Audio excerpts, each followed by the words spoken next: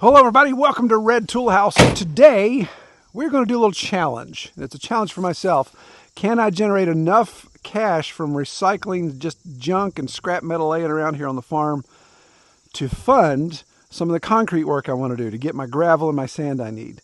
So come along and let's see how this is going to work out. So Dad let me borrow his dump trailer. It's a smaller dump trailer, but it does exactly what we want. When you're hauling scrap metal, the last thing you want to do is get to the recycling center and have to unload everything by hand. So that's the beauty of the dump trailer. We're going to fill up. You guys know, if you follow the channel for a while, you know that 24 years ago when we bought this place, it was in total disrepair. Where the trailer is standing now was actually a mountain of garbage. There was actually a small travel trailer that parked here this way and had a building, or like a room built off the back and a room built off the front. It was in total disrepair. It was a mess. So we're still finding little gems. Some things, as I get them, I bring them down to the workshop, pile them up there. That pile's getting a little out of control. And then there's just what I still consider the dump, where there's still a lot of stuff. So we're going to try to bring some of that out and get it here in our dump trailer. So I talk a lot about function stacking, and this is one of those examples as well. I just find this fun. It's a permaculture idea, but I think it applies to so many things. So I think I've got at least 2 trailer loads of scrap metal to haul safely. I don't want things hanging off the side because I've got a decent way to go. It's about a 40-minute drive to the recycling center. So I think I have about 2 trailer loads of that. Well, right across the river from the recycling center is a gravel yard. So they're going to have the concrete gravel and the concrete sand that I want. So the idea is take a load of scrap material, cash out, drive across the river, take that cash, buy sand and gravel, and then in one trip, that way I'm not dead heading back. I've got a load on the way back, come back, dump my gravel, fill up another load of scrap metal, do the same thing, come back with a load of sand. That's the plan at least. And I want to see if that becomes either net neutral with income, or maybe, hopefully, even net positive. We have to see. I've got some aluminum. I've got some old batteries and stuff, so that kind of ups the ante there. But I think we'll be able to at least break even. Now the gas, we'll have to figure that out too. But I'm going to leave the trailer here. I don't want to take it up in the valley because there's a better chance, my roads are a little narrow. I don't want to tear the fenders off Dad's trailer. That would not be good, right? Loan somebody something and they bring it back torn up. That's never happened before. And I'm just going to use the tractor to drag stuff down here, load it down, and be able to dump it here in the trailer, and then we'll just head out. The first thing I need to do is take our our solar panel off here. Now, I put this solar panel on. This is actually pretty slick. This is a trickle charge solar panel. So the battery in this that runs a hydraulic pump that lowers and raises the bed, it actually, the way this trailer is configured, it actually doesn't charge off the vehicle like you would think it would. And obviously we could go through and try to wire that up. Dad and I talked about that, but it's a solid channel frame, so getting into the wiring is just a pain in the neck. And we thought, well, hey, for as little as $30 or $40, I believe it was, we can get a trickle charger solar panel, and we can just stick it right on here. It comes with suction cups. I'm going to swap those out for some magnets, I think, so we can put some rare earth magnets right there on the diamond plate toolbox lid, and it'll stay right there. And of course, when we're traveling, well, right now when I'm traveling, I'll put it down there. But I think if we put magnets on it with a diamond plate, it'll stick there. The only time I'd probably remove that is if I'm having them dump gravel. I don't want them to shatter that. But if you're interested in that, that's just something I got off Amazon. I'll put a link below so you can check it out. Okay, so first thing we need to do is start grabbing metal. And I've got an old grill up behind the house that Kelly's been on me about to get rid of. So let's get that loaded up first. But got to go get the tractor. Well, I want to take a quick second to thank this video sponsor, and that's Citymons. And they have this new trailer hitch that I've never seen anything like this before, and I'm pretty impressed. I'm anxious to give this thing a full run through.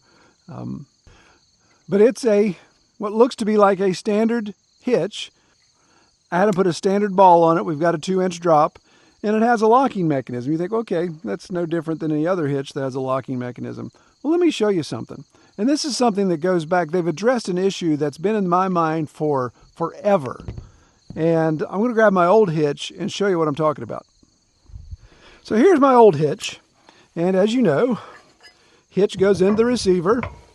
You line up the pin, slide the pin through, put your retaining pin, in place. And there you go. Look at that. That's something that's just always aggravated me to death. And it's not unique to this hitch. It's not unique to Toyota. My 2 Silverados I had before this. You just have all of this slop. And, you know, there's just something about when you're towing as much as 7,500 pounds and you got this stuff rattling around, it just doesn't sit well. In my mind, I keep thinking things are getting wallowed out here. Things are not good. Well, let me show you what Citymons has done. So with the Citymons hitch, the pin is actually built in, as well as there's a stabilizing tab here. So this lock not only keeps people from stealing it, of course, but when you pop open the dust cap here and you put it in the unlock position, you can slide the hitch in and you preset this tab. I've already set it up for my truck, but you preset this tab. When it goes back and bottoms out there, then we know our pins are lined up. Well, I'm just going to just keep turning this clockwise. And what happens, those pins are expanding. They're expanding in the slots. And that stabilizer tab is also kicking out, so it's getting pushed out. So we're just going to get this nice and dogged down here. So you want a nice little, get it torqued. We're going to get it torqued here. Look at that. No slop whatsoever. So there's no play in the hitch inside the receiver at all. I love that. So it takes out all that rattle, takes out all that boom when you're coming to a stop or when you're taking off again. And to me, it just seems like this is better for the truck. It's better for our receiver. It's better for the hitch. It's better for everything because you're not getting those sudden jarring elements there. So I love the fact that this locks down. Then, of course, you just take it out, take your key out, put your dust cap on, and you're good to go. So I'm going to put a link below in the video description to their Amazon link and their actual website so you can check that out. Really anxious to use this, and I love the fact that it takes out that play. That's something that's always been driving me crazy for years. So be sure to check them out. All right, let's get back to our work.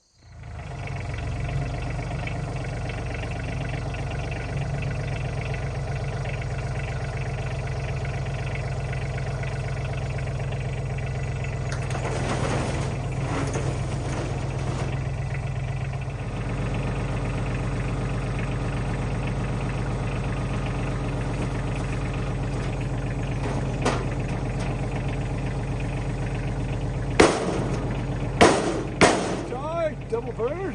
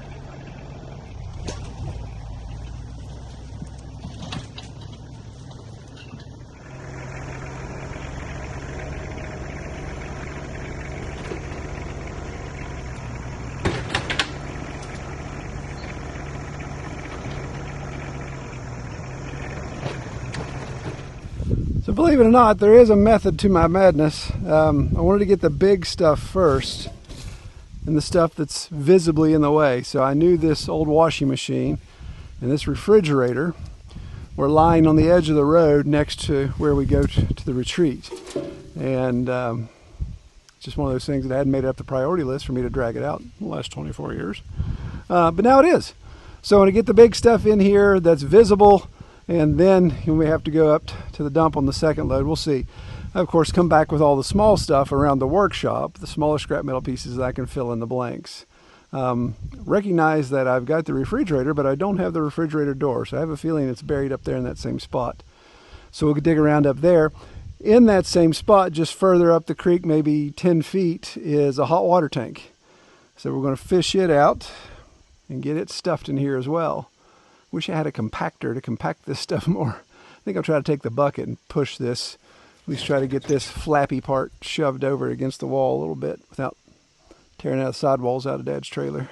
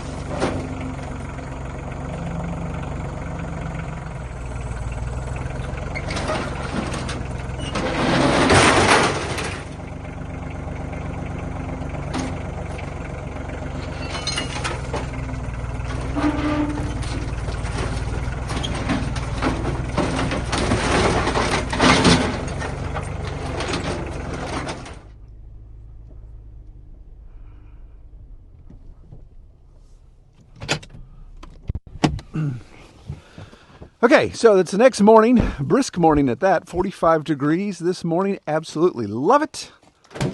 So what I'm going to do is I want my aluminum, and I don't think I have any copper this time, but I want the aluminum in the back of the truck, the batteries in the back of the truck. That way it's two different spots with the recycling center. So we'll dump the trailer of all the ferrous iron metal stuff, and then we'll come to another spot where we unload our aluminum. Anxious to see this thing get melted down. For those of you who don't know, I took a nosedive off of this a couple months ago. It hurt.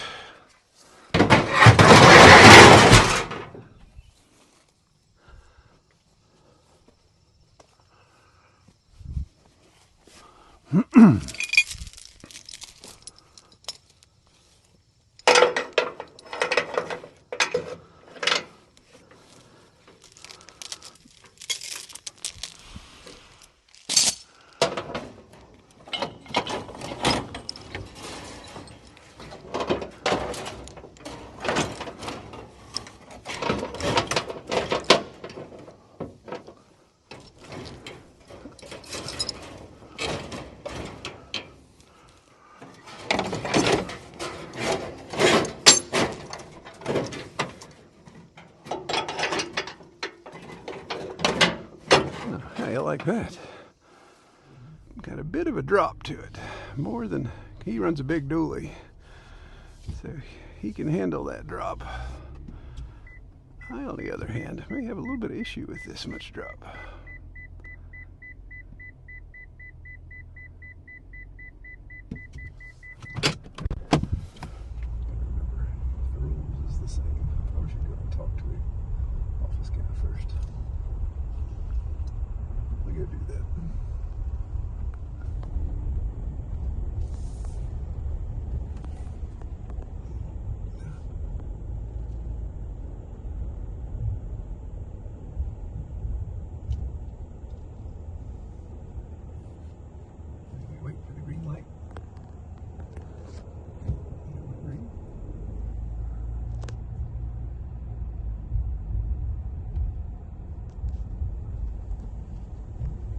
Back to an old machine.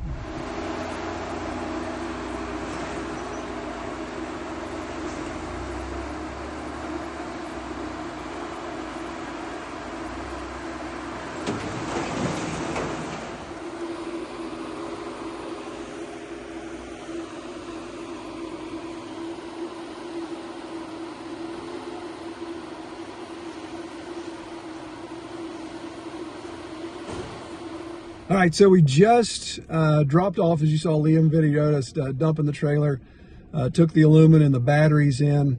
Let me share with you the results. So, I estimated, in my mind, we had about 1,500 ton, yeah, right, 1,500 pounds of scrap metal on that trailer. And what we had, well, now I got to do the math.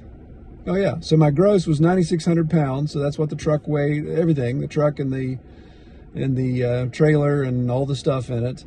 And my tear was 8,060, so my net was 1,620, so a little low, but pretty doggone close.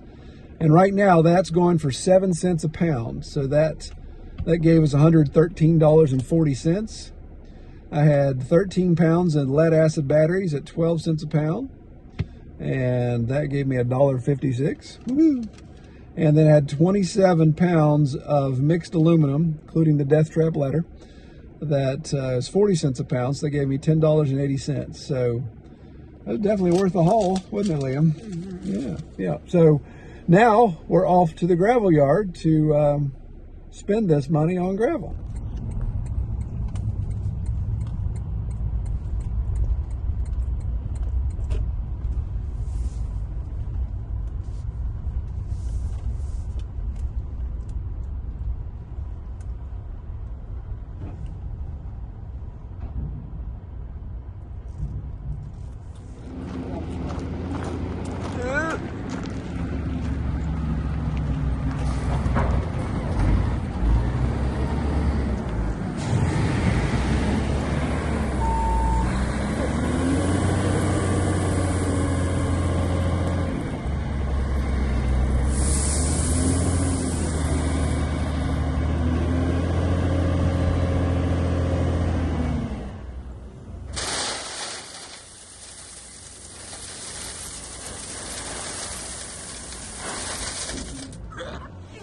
All right, so we just got loaded with 3.06 tons.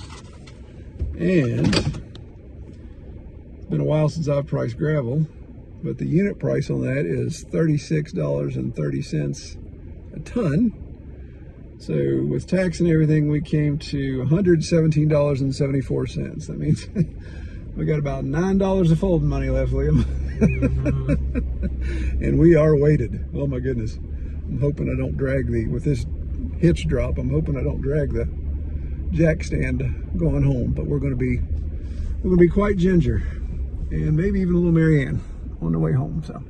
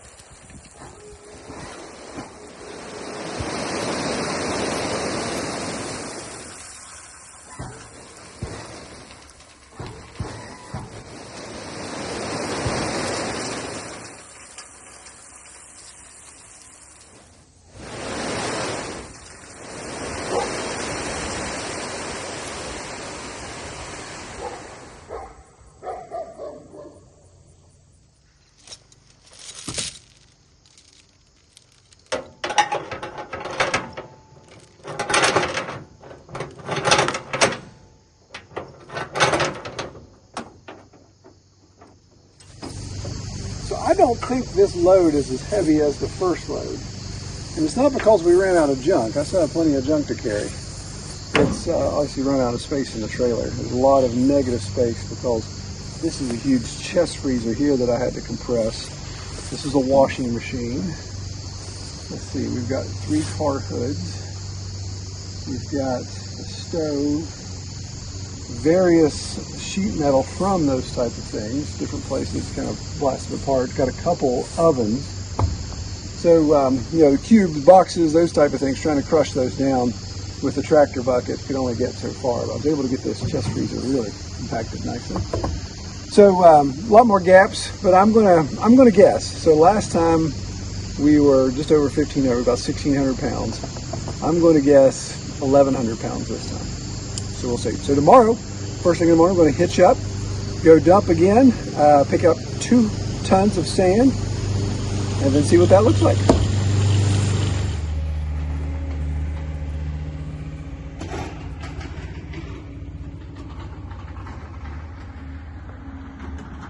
All right, so round 2 is done, and let's see what we had here. Looks like we had, look at that, they're going 1,200 pounds. That's pretty close.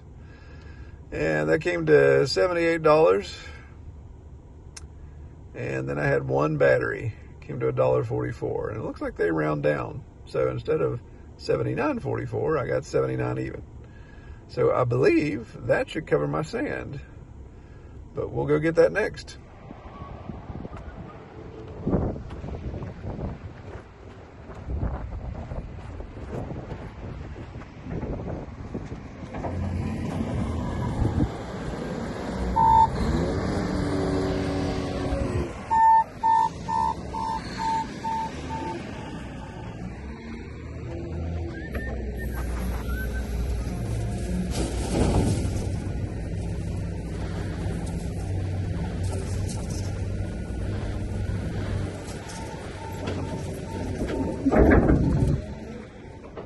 All right, so total came to $70 exactly.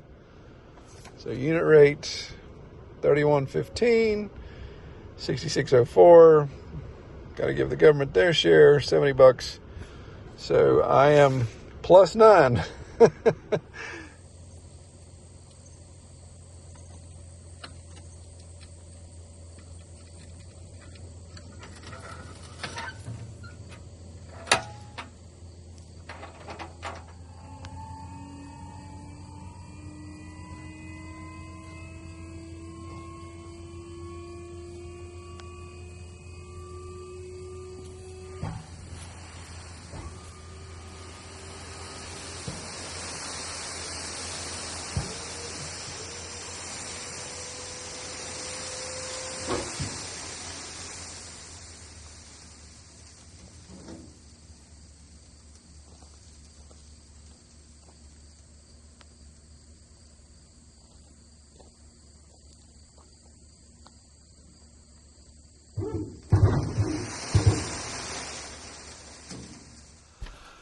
All right, so gravel delivered, sand delivered, and almost 3,000 pounds less trash at Red Tool House.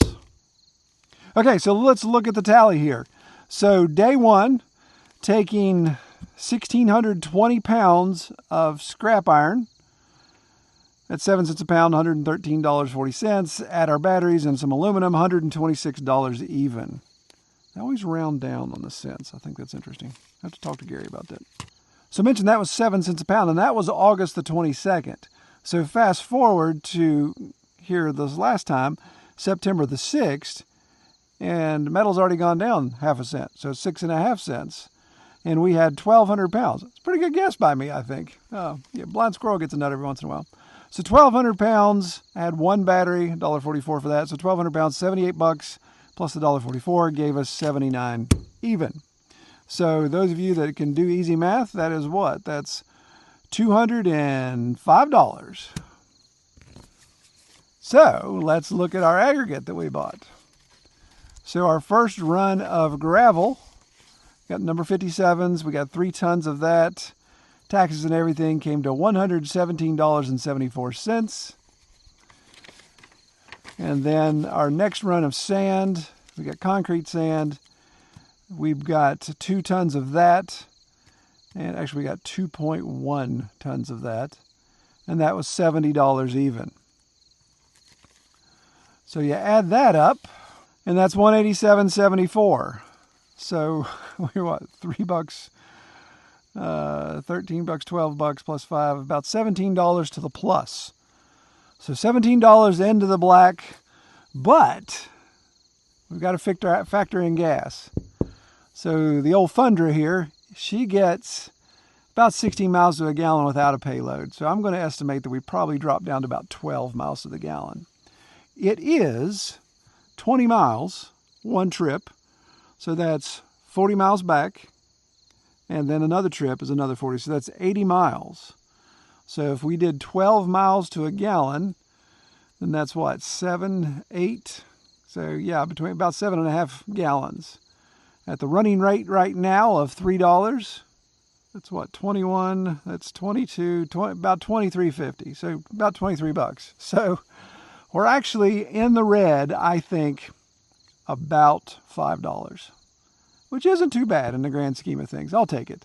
Like I said, we've got a lot less junk on the property and plenty of materials to start doing some concrete work. Now, we did burn a little bit of diesel. We did burn a little bit of Troy's time, but, you know, what's time to a farmer, right? Well, that was a fun little experiment. I was excited to see if we could pull that off. I actually still have more scrap metal. It's going to be a little bit more of a pain to get to. What I hauled these last 2 loads was the easy stuff. But then I also have about 30 miles of 2.5-inch metal gas line laying all over the property that if I want to go up and start cutting that up, I could take that. But that's going to require cutting wheels and those type of things. So that eats into the profit as well. Well, comment below and let me know what you guys think. If you do any scrapping, if you've ever done anything like this before. It's been a while since I've done scrap work, but it is kind of fun, especially when you're turning junk into money. All right, well, I pray y'all have a great week. Thank you so much for watching. Take care.